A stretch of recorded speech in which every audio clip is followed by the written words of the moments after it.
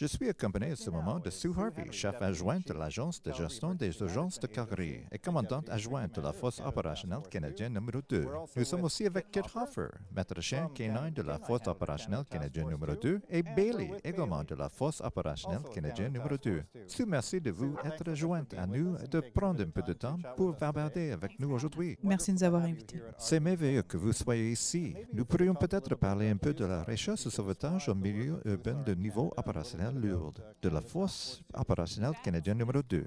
Bien sûr, il y a actuellement 5 équipes dans l'ensemble du pays. Ces équipes de recherche et sauvetage en milieu urbain de niveau opérationnel lourd sont aussi conçues et configurées pour toutes les interventions en cas de catastrophe. La Force opérationnelle canadienne numéro 2 se trouve à l'extérieur de Calgary et nous avons établi un excellent partenariat avec notre organisme provincial, l'Agence de gestion des urgences de Calgary et Sécurité publique Canada, afin de nous assurer de disposer d'une capacité d'intervention à grande échelle en Alberta. Nous avons eu la chance d'être déployés dans un certain nombre d'événements et tout récemment, nous sommes allés à Fort McMurray. Peut-être nous pourrions nous tourner vers le travail de Kit et Bailey. Kit, merci beaucoup d'être ici.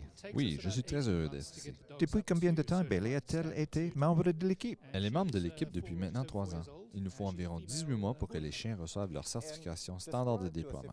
C'est un Border Collie d'un peu plus de 4 ans.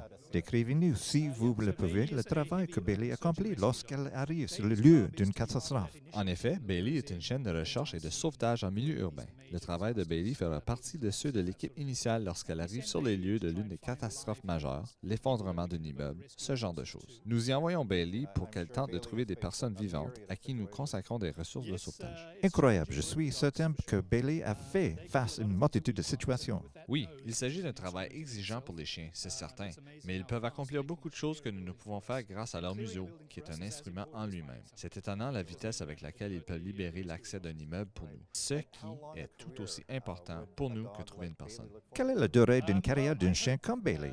J'espère que Bailey aura une longue carrière. Un chien qui a travaillé sur l'un des sites des attentats du 11 septembre a pris sa retraite seulement en 2015. Il s'agissait d'un Border Collie. Habituellement, les chiens de plus petite race ont une vie de travail plus longue. Ceux de races les plus grandes, comme les bergers allemands et les retrievers du Labrador, peuvent espérer ordinairement une carrière de 8 à 10 ans, ce qui est une bonne vie de recherche. J'espère que Bailey ait 10 ou 12 ans de travail, et qui sait, peut-être plus longtemps. Merci de nous avoir consacré du temps.